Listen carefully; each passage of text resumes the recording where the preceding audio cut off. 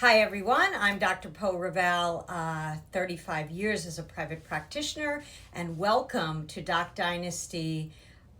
We are a channel that's completely committed to keeping doctors independent and in charge of their futures. So I wanted to talk a little bit further about subscription medicine based on this question.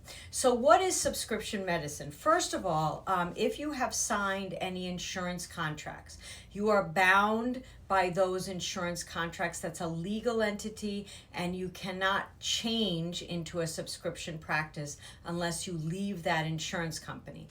Prescription practices are where a patient or client pays you either on a monthly basis or a yearly basis or more for your services, for access to your services. And you can decide what those services are, and you can also decide what amount of time every week, every month, every day that patient gets for that price. So that means that any insurance companies that you belong to, you have to pull out. It's not, you cannot practice a subscription service while you're part of an insurance company as of today.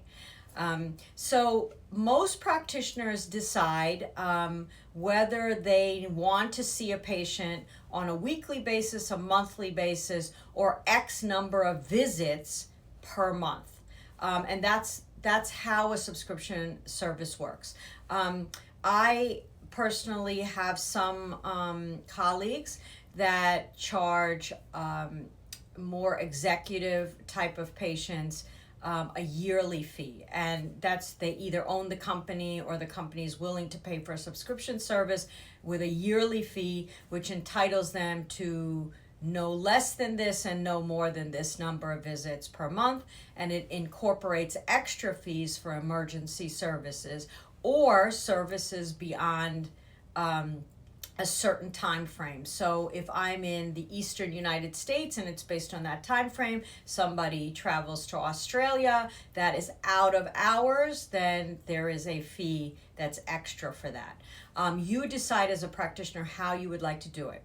Second part of this is can any practitioner do this? So technically any practitioner can. I mean, I can have a prescription service or subscription service, I should say, in my office where I can see patients and they're entitled to X number of visits or whatever we decide in this contract. So it can apply to remote, meaning mental health therapists, internal medicine to go over blood tests.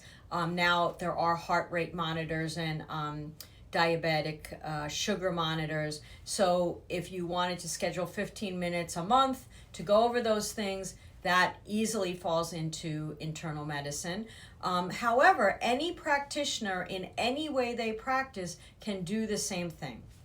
I have found that in my practice, it is a hard sell in my area because there a lot of services are covered by insurers. Also, I find that the sicker the patient, meaning the more tests that they need and surgical interventions they need, those patients tend to go towards insurance because insurance can get it, we can get items pre-certified and covered for them. So if their care is going to be very costly, I find that these patients or sicker patients tend to go towards insurance. However, the well patient has lots of choices. They, by getting a subscription service, they now no longer need to pay for everyday health care. They can pay for catastrophic health care, which means that is if there's a true emergency, they're covered. A lot of executives who travel a lot get travel health insurance, and that covers them anywhere in the world for basic services. I have quite a few adventurous patients who are always doing very high mountain adventures, meaning they're going for months in 20,000 foot mountains, and they have always chosen travel insurance that where they're covered for helicopter rescue and for basic emergency services. So you have lots of options once you pull out of an insurance company as a patient, and that may pay for your subscription service. So I hope this helps. So in answer again to this question is subscriptions means you are taking money from a patient, so you cannot be part of an insurance company as well. It is very hard to pick and choose. I take this insurance and not this insurance, because then you have to pick and choose which patients are on a subscription service, and that makes just the logistics very difficult. So I have found either pull out of everything and only offer subscription services, or stay part of insurance companies as a practicing provider. Number two, it can be done for any specialty, whether you see a patient in your office or you're just doing telemedicine calls. I think a very nice balance here is if you're going to do all subscription services, then it's very nice to have telemedicine at the end of your day. So this way you have office hours where patients who need to be seen can come in, and that's by contract or they pay extra. And then you have telemedicine services with a credit card on file. So you can put the telemedicine as an extra service. You can put the after hours as an extra service. You can count emergency medicine as an extra service on your contracts, and then do subscriptions for everyday care in your specialty. I hope this helps. I have quite a bit of experience with it, and colleagues who are doing it very successfully. There is a better life balance, I will say, with subscription services.